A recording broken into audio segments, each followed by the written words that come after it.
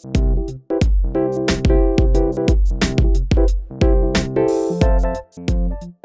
friends, it's Danny here. I'm a modern board gamer who loves sharing my passion for this hobby with you, my friends, and my family. And today we're going to be looking at some brand new board games that have arrived on my doorstep and going straight into my board game collection. I've got my black chai flavored tea here and ready to share some really cool board games with you. But hey Danny, did you just buy a new game? Yeah, but this one's the Deluxe Masterfied Edition with 10 different modules that I simply couldn't resist. Yeah, but don't we already own that game? Also, I think this might be the third Great Western Trail game that we own.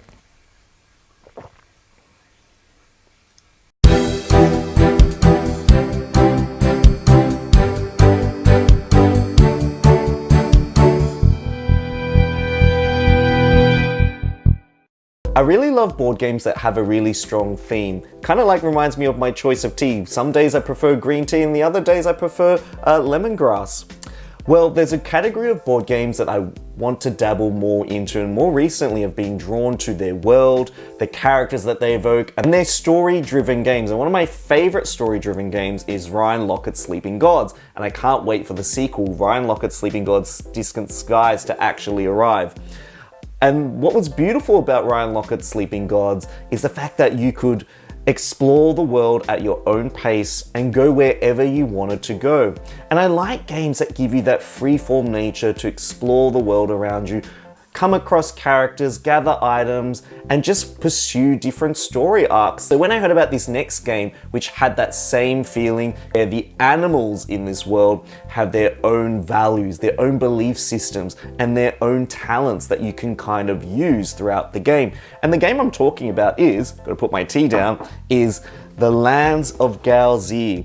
What really drew me to this game, first of all, was the little character mechanism. Here you've got a little dial that controls how much gold you have, but you've actually got this little wheel here, which are kind of like your specialty or your attributes that you're really good at. And each of these little arc pieces corresponds to an advanced die that you can roll that is more finely attuned to that particular talent that this character has. You'll actually be traversing a really big map. And the main game board actually has two sides to it. You've got like a spring-summer side and an autumn-winter side.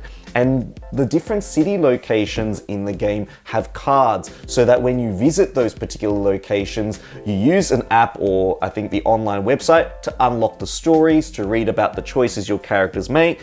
It's got this very simple card system that you can use where you've got these 3 quests that come out every time you play the game, and then the app kind of randomizes like what day of the week, and you kind of progress throughout the month, and the next time you play, you'll be playing the next month. And as the seasons change, so does the status of the board.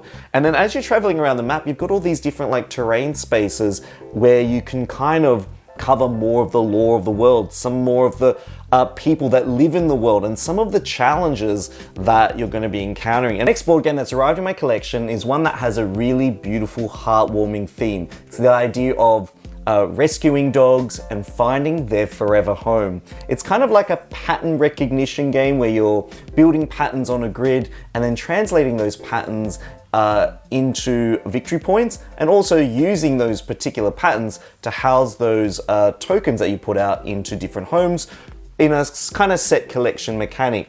The game I'm talking about is Forever Home. Forever Home, and if you've ever played the game Dog Park, this game is kind of like a sequel game in some ways, or a game set in the same world, but this game plays quite differently. It kind of has a very Cascadia Calico feel to it, where you've got different pattern dog cards, and then you've got different dog species tokens, and you're basically picking the tokens or the cards, and then you're trying to arrange your dog tokens in a particular configuration to satisfy what's on those cards. And then the cards allow you to move those, or some of those tokens, into homes, which give you endgame victory points.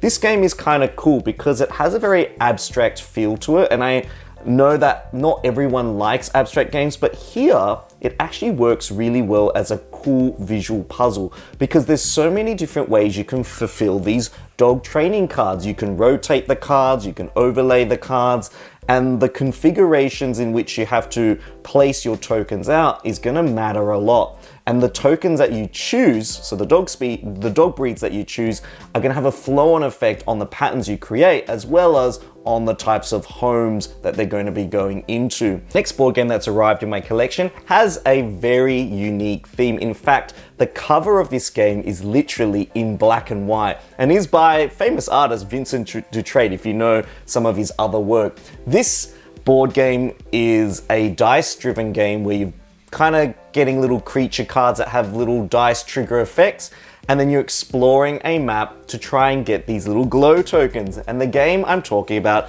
is Glow. Now, this is a game that I really want to get to the table. I love how it's a small box game, but if you turn over, each character that you control in this game has a set of dice that kind of is tailored towards their specific asymmetric ability. Throughout the game, you're going to be drafting some smaller dice. You're also going to be drafting these creature cards, which have particular effects when you roll particular combinations of elemental symbols. It might be gaining glow, victory points. It might be sacrificing the creature and then gaining extra bonuses, or might be triggering a chain of effects. At the same time, you're using these elemental symbols to travel across a map, and there are two maps. There's like an archipelago where you've got boats that travel, and you've got these caverns where the symbols that you roll allow you to progress to different places, and then you can place little village sites or campsites that help to secure you points at the end of the game. This is a game that has some interesting nuances, not only in managing and pushing your luck with the dice roll and progressing through these caverns and getting the right combo of creatures that synergize together, you're also trying to make sure that you keep those creatures alive, because there are some effects that causes those creatures to disappear. You've got this kind of racing element of trying to get through the caverns and get to those high value glow points first. I hope this game lights up my board game night next time. The next new game that's arrived in my collection is a game I haven't played yet, but I'm definitely very excited to explore it because it's about a country that's very close to where I live, and it is New Zealand. It's the third game in a trilogy of games. Not sure if they actually needed to make the trilogy, but they made them anyway. I played Great Western Trail, the original game, Great Western Trail Argentina, which I really liked, and now it's Great Western Trail New Zealand. This is a game which has a bit of a twist to the original Great Western Trail system. You still got these little workers that kind of move around the track. This time, instead of going to Kansas City, you're going to Wellington, and instead of cattle, you're actually going to be buying different breeds of sheep. And then you're going to be deck building by building a hand of different sheep species so that when you deliver them, you can trade them in for cash and also movement.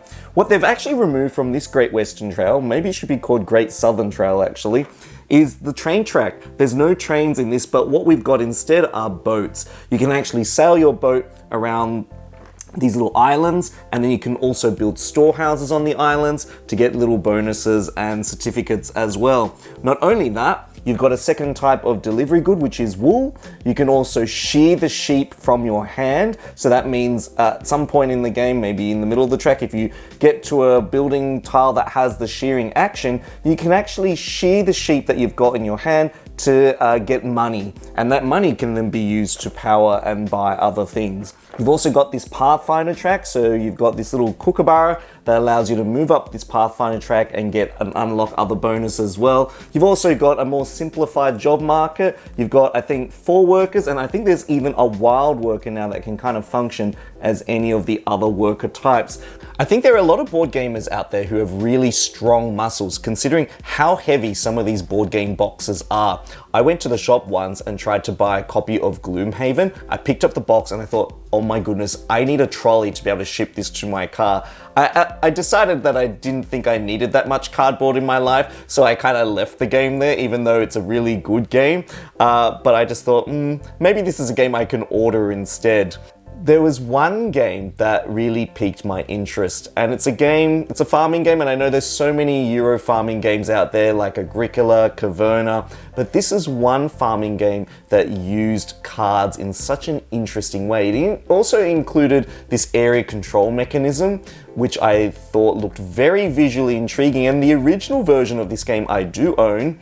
It's very beige, and it's not a game where you'd walk past and go, ooh, I want to play that. It's a game where if you've seen it, or you've investigated, or you've explored it a bit more, you're like, oh, I see what this is doing. I see the ingenuity and creativity behind this. And the original version of it looks like this. It's called Granha.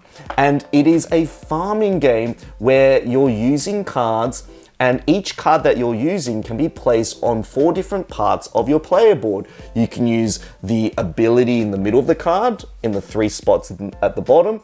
You can place your card on the sides of your board to produce or harvest. And then you've also got 3 market burrows at the top, where you can place them at the top, fulfill those burrows, and then they allow you to place little play markers on this area grid at the market, which signifies how much you've been able to fulfill the produce there.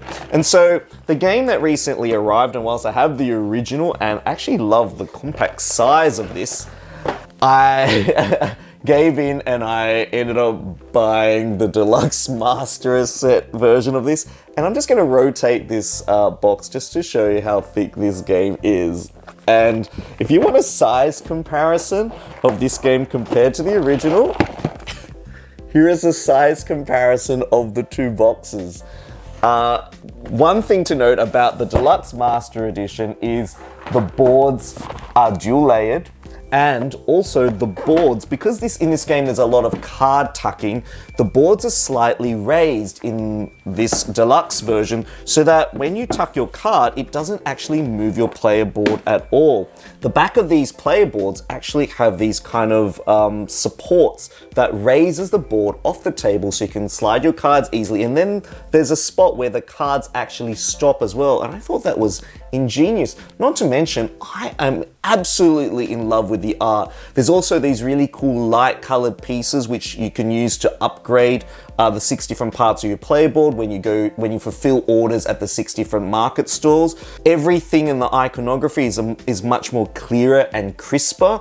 And one thing that I thought that this version of the game had that was better than the original, if you wanted to play the 2-player version of the game, you had to ignore the 3 and 4 player spaces. But on this particular board, you've got a 3 and 4 player side with cover tiles, but then you've got this very big 2-player side, which is much more visually easier to see and navigate, and the board looks a whole lot more thematic. You've got Steffenfeld, you've got asymmetric ability cards, you've got building cards that fit on the junctions of the actual area control part of the game, where if you have dominance in particular areas around particular buildings, you get extra abilities and score different ways. So what did you think of some of those games that I just showcased? There are quite a lot of games, and I'm going to be spending a lot of time trying to explore some of the strategy that's involved in some of the worlds that they kind of evoke.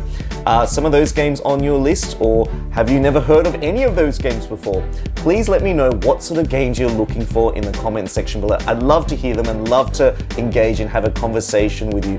And please definitely share your stories and experiences. This is what makes this hobby such a beautiful community. I really like this video. Please consider liking and subscribing to my channel. If you want to check out more fantastic Euro games, definitely head over to my main page. There's so many different board game list videos that are on there. That's well worth checking out. If you want to have some say about the direction of where this channel goes, please head over to my Patreon page and join up there. I would really appreciate it, because this is something that I really want to share with the world. Thanks once again for joining me for another board game update collection video, and this is Danny signing out, and I hope your next board game is an amazing one.